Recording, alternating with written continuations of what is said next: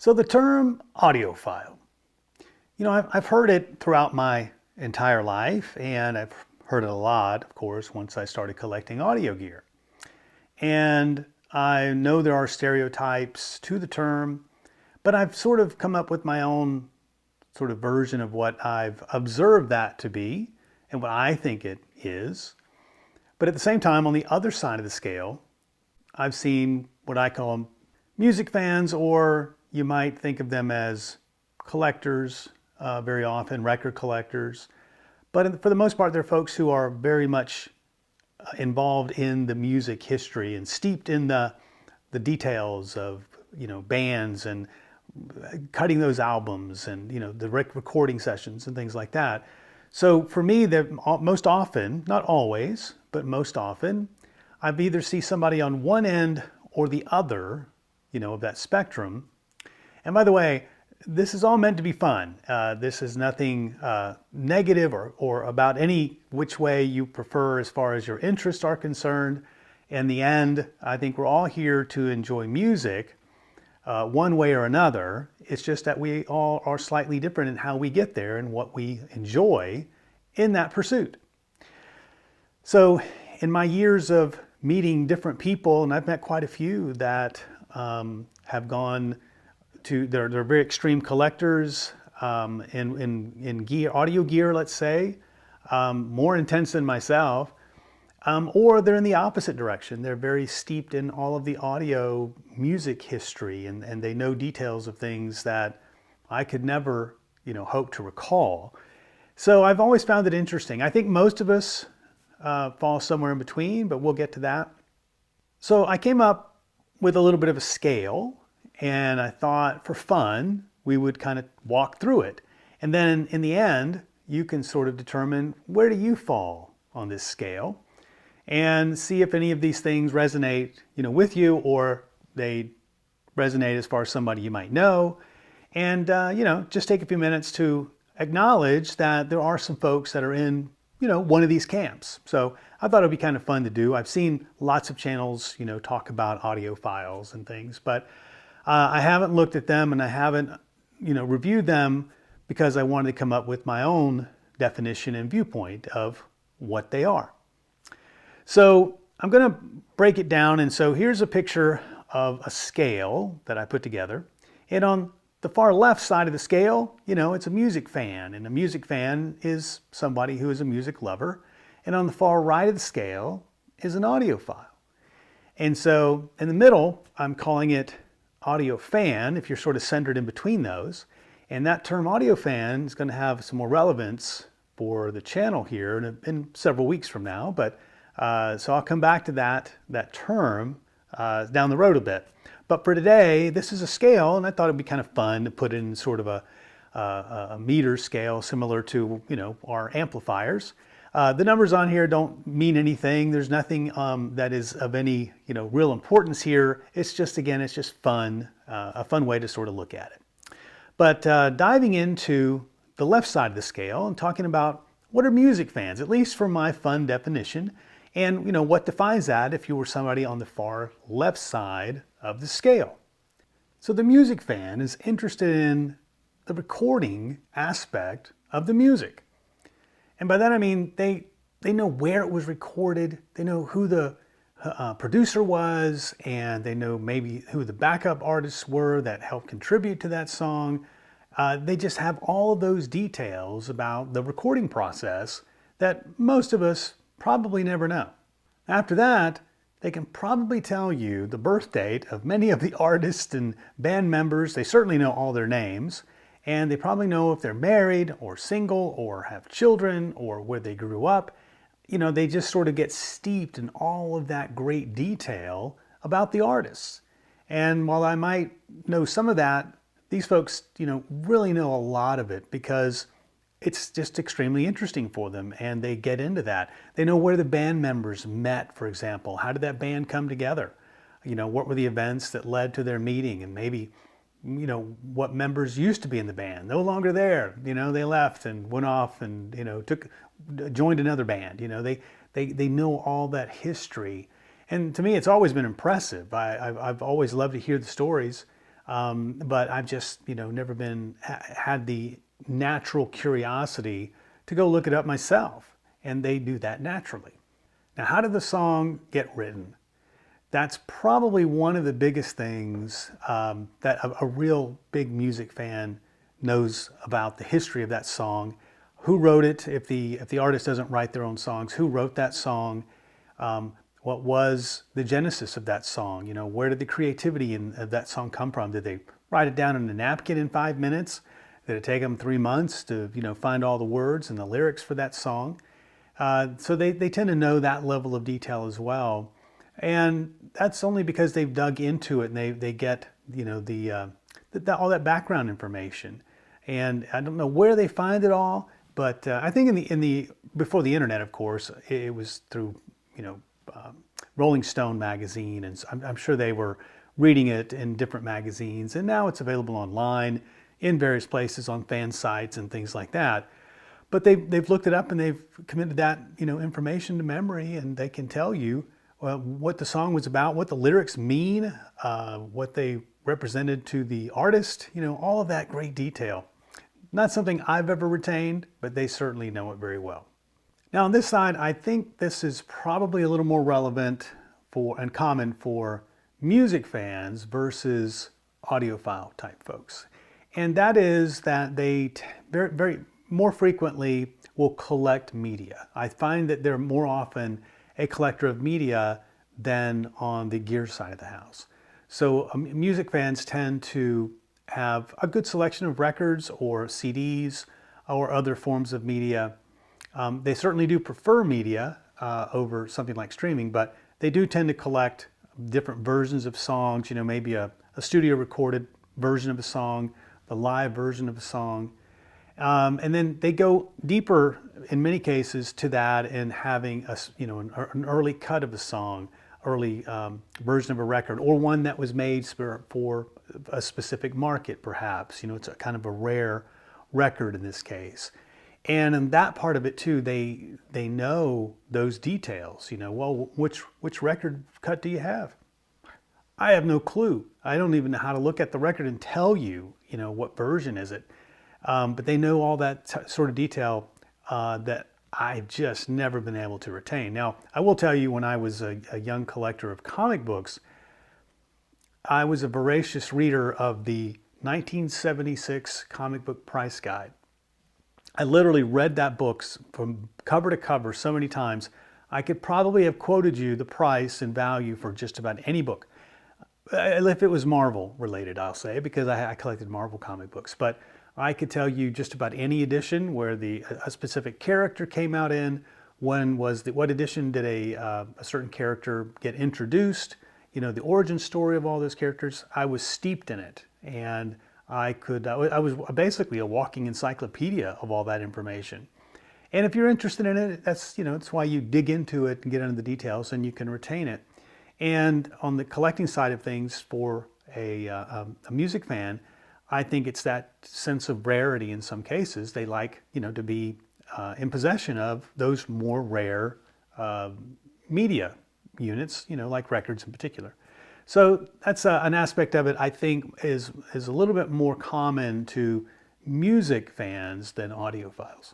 Now this one seems to be pretty obvious, but most music fans, they go to concerts. They live and breathe the music, and so therefore they typically want to hear that music live. And although I've been to quite a few concerts, pales in comparison, absolutely pales in comparison to a true audiophile who will go to a concert, maybe the same concert multiple times. They'll travel to, across a pretty good distance to go to another venue, maybe in another state, and very dedicated to seeing those artists live. And a big aspect, I think, of being a big fan of music is doing that. So they own the records, they can hear them, but nothing is better than hearing that artist live. And so they go to great lengths to attend those concerts. And they always have also great stories to tell from the trips. It's similar to my what I get when I go on a gear hunt, and go buy some things. But they also get the I don't know if you want to call it paraphernalia, but they go to a concert and they get the t-shirts, you know, and you get these cool t-shirts at concerts, and you collect those. And so that's all, you know, part of, you know, the whole hobby aspect of it. And, you know, I think it's a great component of it, and it brings a lot of camaraderie and great memories, you know, for all those trips that they took. And the last part of this is all of that together, they're more interested in that music history many times than on what it's being played on with the actual media in this case. And I've seen many, many cases where a music fan collected all this, you know, interesting history and interesting media, but to be honest, really couldn't care what it was played on. I've seen some very, very low-end gear playing some, you know, some great records. And I always kind of found that dynamic a bit interesting. Not everywhere, of course, not across the board, but I did see it in many cases because their focus was on the history of the music and, you know, owning that music itself. So quite a different aspect. Now let's talk about the audiophile. So we're going to go from the music side of the house to the gear side of the house. The first thing I notice about audiophiles is that they can quote a spec. They know the specs of their gear. And it's because they did extensive research and they studied that piece of gear. They compared it to other pieces of gear. And I would say just about 100% of the time, the gear that had the best spec is probably the one they bought. And that tends to be, you know, a very defining feature of their decision-making process. And so I've noticed that quite a bit. Lots of, you know, comparisons of, you know, spec to spec sort of discussions. They invariably, you know, get into that level of discussion very quickly into a conversation. Now, they get into that level of conversation because they are voracious readers. They have read every review that's probably available in print, and they've listened to every review they can get in front of. And so they absorb all this information and, you know, opinions and discussions and, you know, why is this better from that person's perspective and, you know, all of this. So they're voracious consumers, you know, of this content and information. So I'm sure in the day before the internet that they had, you know, all of the brochures, and they were probably right back to the back page where all the specs are, and they're probably, you know, comparing them, you know, head to head on any other model they may have been considering. And so the spec review was probably a big portion of that. And so to do that, you had to consume a lot of media, reading content, and, you know, to get that information. So I think that's one big aspect of it. Now, this is one area that I think is quite common for the serious audiophile, and that's the DIY side of things. I've noticed a lot of folks who are very serious about their music gear are not afraid to get in there and build something. And most often I think that tends to be speakers. Occasionally you'll see someone getting in there with a soldering iron and, you know, building a preamp, you know, maybe a tube amp, things like that. But they very much are hands-on in many cases. And I think there's a double aspect to that. Part of it is the specs that they're trying to create. But the other aspect of that is, I think, the enjoyment out of getting something you built by yourself on your own, and you get to listen to it. There's a sense of enjoyment and satisfaction, I think, that naturally comes with that.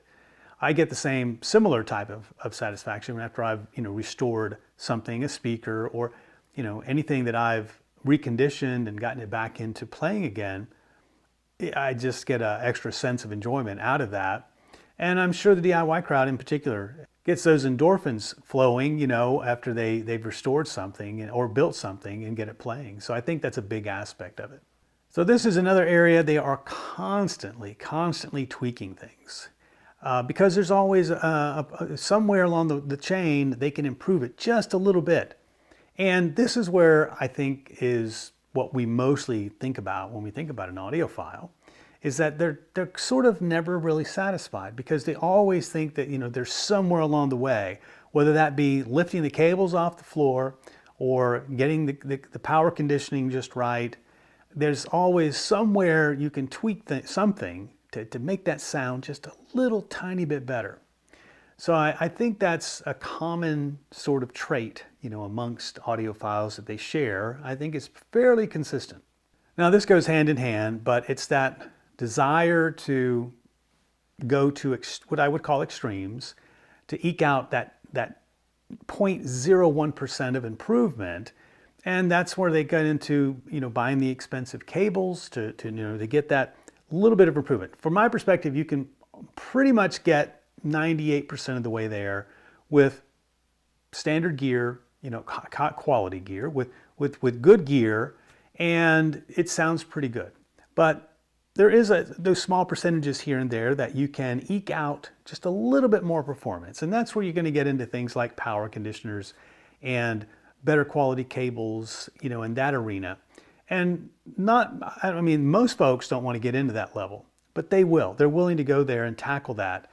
Get the little blocks to, get your cables off the floor, and, all those details that they can hear. And we can try to argue the point whether it's relevant or not. If they perceive that it's there, then that's all that really matters. It's a satisfaction that they're getting out of it, and they like to do that. I would not begrudge anyone that wants to, go to that level of detail if that's where they want to go. And those are the folks that are wanting to get, down to that level of detail and, eke out every small percentage of improvement that they can. And so the audiophile in that, to me, is at that level. So this is an area that seems to be pretty consistent as well. And this is that they often like to argue about the best. My perception is that there is so much variability between our ears. It's a very subjective thing, that there is no perfect for everyone. But they oftentimes want to argue that because they know certain specs, and in particular, that something is the best. And it's part of their nature in a way. They like to argue the point. And I think when they get amongst themselves, it can be, fun banter. But for the most of the time, I think the majority of folks don't really fall into that category. But if they've spent the time studying the details and understanding all the aspects of their system, from, again, the power conditioning to the amplifier to the speakers, and how they spent all this time matching everything up to be perfect, I think that becomes a little natural, in that they want to share that little bit of information and share a little bit of that education that they gained along the way. So this last point is something that I learned fairly early on with audiophiles, and that is they're almost always never a collector. And the reason that they're never a collector is because they don't want anything sitting around their house that is second best. And I say that a little bit tongue-in-cheek, but for the most part, they don't want to fool around with anything else other than the best. And the best is in their system at any given point.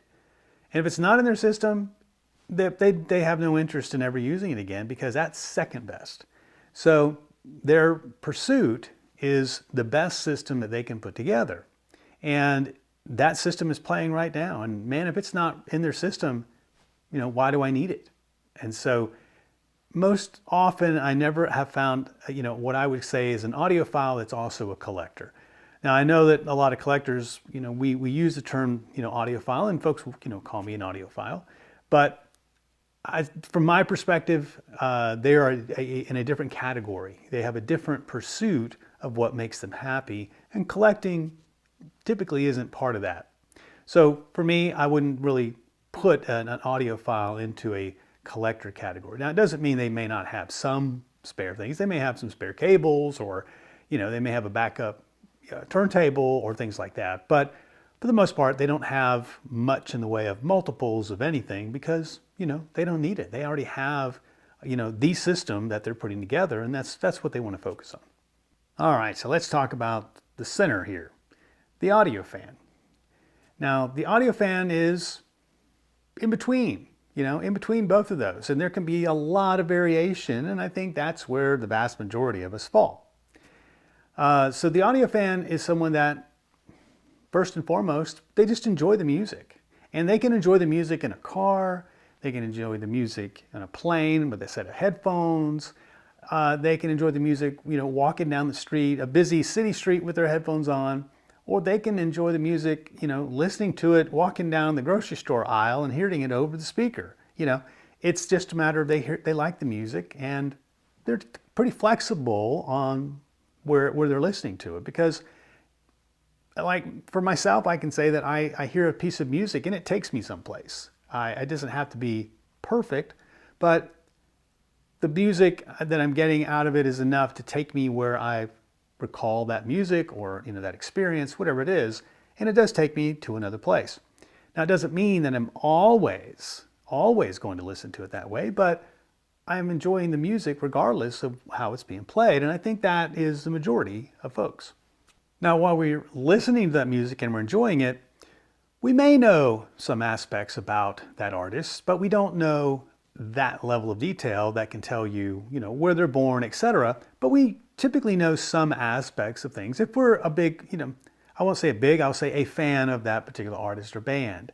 So we do get into some of the history a little bit, but not all the way, as far as what I would call a music fan. So we have some of that enjoyment of getting to know the artist a little bit, but, there are limits, I'll say, to that. Now, most, I think, of audio fans typically like to have good equipment. Not always, but it doesn't mean we have to listen to it on that equipment to enjoy the music. So we can hear the music on anything and enjoy that song, but we do like to have a good stereo for the most part.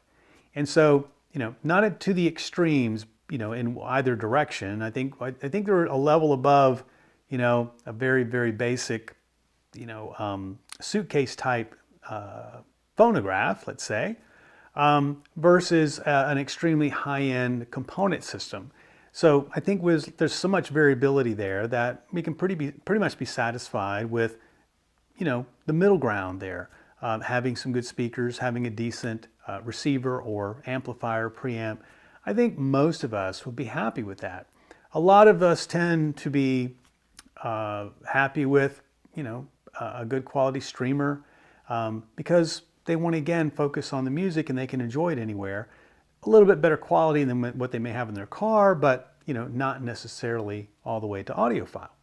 Quality is important, and part of that enjoyment can also come from the look and feel of the gear. So these are things that, again, this is a wide spectrum of people, which I think fall into the middle, and this is where B&O comes into play, where looks matter. Not to everyone, and not to everyone in that category, but in some cases, they might prefer a little bit of the look over what the sound may be. So looks have a place in their decision-making process. So they're into that sort of overall experience. They want to hear the music. It doesn't have to be, the best, highest quality experience from a live show, but they want the thing to hang on their wall and look cool doing it. So that's an aspect, I think, of that sort of middle area. I like the look and feel of my gear as well. I want it to look good and I want it to have a quality feel to it. It doesn't have to be space age looking, but there are some aspects. I just appreciate the industrial design aspect of vintage gear, and to me that's attractive. So we all have our preferences, but I think it is part of that sort of overall compromise that we're making here, and sort of the between the extremes. I put this in here kind of as a little bit of a joke, but I have met some folks who very much struggle to hook up a system. But I think the majority of the folks in the middle can do that. If you are, but I have met some folks that are very much into music, but they're very basic into what their knowledge is as far as being able to hook a stereo up. I know that does sound a little trivial, but I've met some folks who get intimidated by anything more than, say, an all-in-one type of thing. They don't want to get bothered by having to hook up all these wires and things. They just want it to work. And, that is an aspect of somebody who's a little more preferable, side of the equation is the music versus the equipment. But I think in general, most folks who are in the center can do that. Now, while the audio fan understands the general aspects of, what kind of impedance does a speaker have? What kind of impedance can an amp support and drive? I don't think that they typically worry too much about the specs in general, other than the high level basics. And they don't spend a lot of time diving into, comparing them. Because part of it, again, I think, again, in some way, the look of it is important and that comes into play.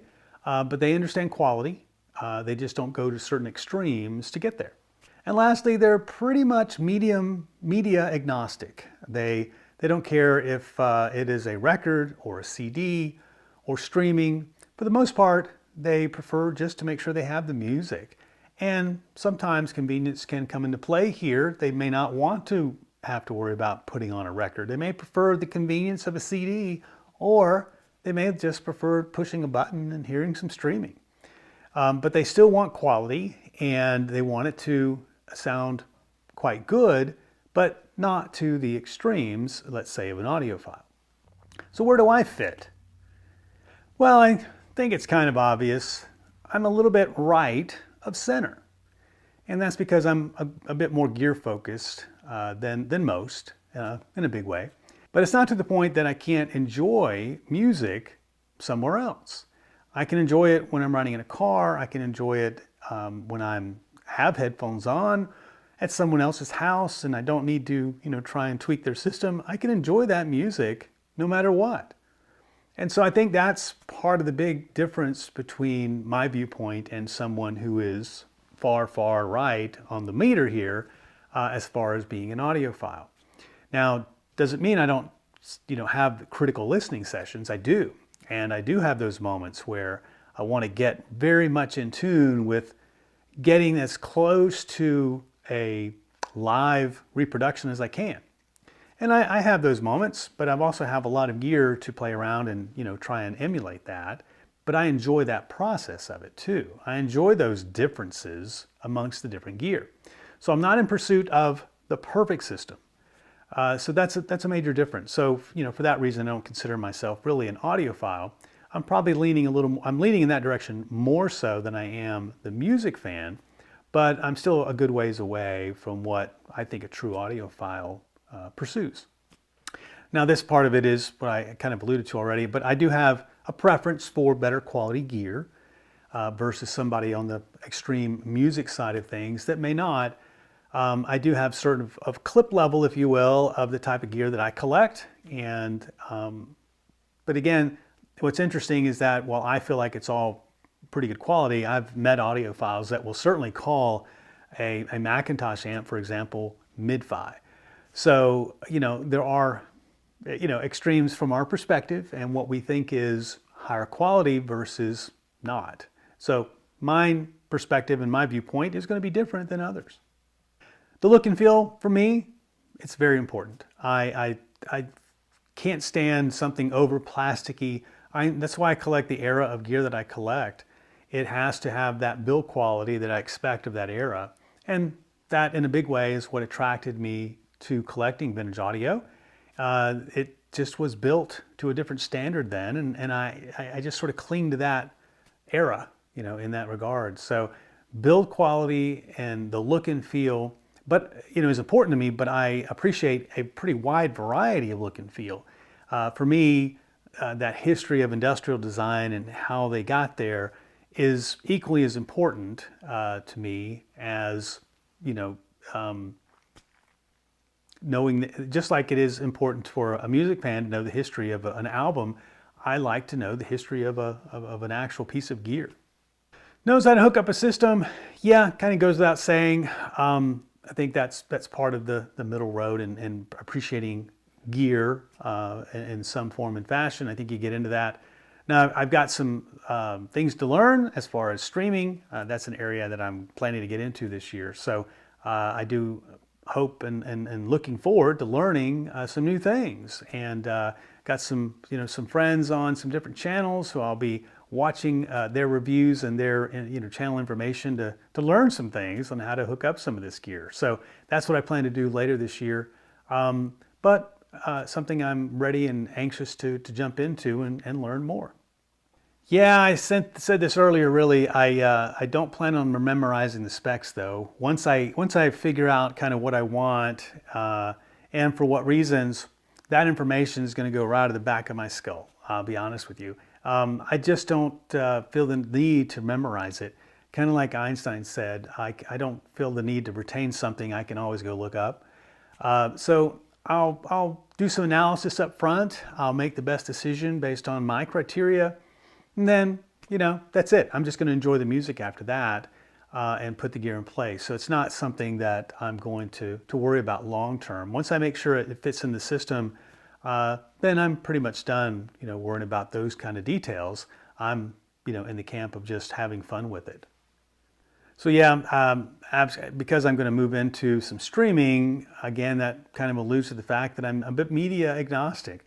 I love my records. Currently, I'm only in physical media. I have records and I have CDs. I don't have any, I have a few tapes, cassette tapes, and that's about it. But I don't listen to tape media on a regular basis at all. I'm listening to records or I'm listening to CDs. That's really the only two platforms that I use. I use a tuner once in a while to tune in some stations. I recently bought an FM transmitter to try and stream a little bit over the air, just so I can use my tuners, but that's more rare. But I have physical media for the most part, and the majority of time it's currently a record. But I'm open to trying streaming and getting into that side of the equation and getting into listening to a broader spectrum of music. So I'll have a much bigger access to all different artists that I don't have in my possession. So I'm looking forward to that aspect of it. So that's where I fell on my own little chart here in my own little spectrum. Where do you think you guys fall? I think I think obviously we're going to fit in there somewhere, and I'm absolutely sure that there's going to be someone out there that probably knows a heck of a lot about music history and is also very, very well versed in all audio gear specs and high-end audio. If whoever you are, I'm in awe of you because I certainly couldn't handle doing both. My brain would explode. So I know you guys are out there, and I probably should have figured out a way to make the graph, fit both of you guys, both scenarios. But I sort of failed in that regard. But I think for the majority of folks, we probably fall in one camp or the other. So no insult to anyone, no matter where you fall on this spectrum. It's all fun. And let me know what you guys think about where you are on it and where you might fall. And, let's just have fun with it. Put it in the notes in the comments and let's talk about it a bit.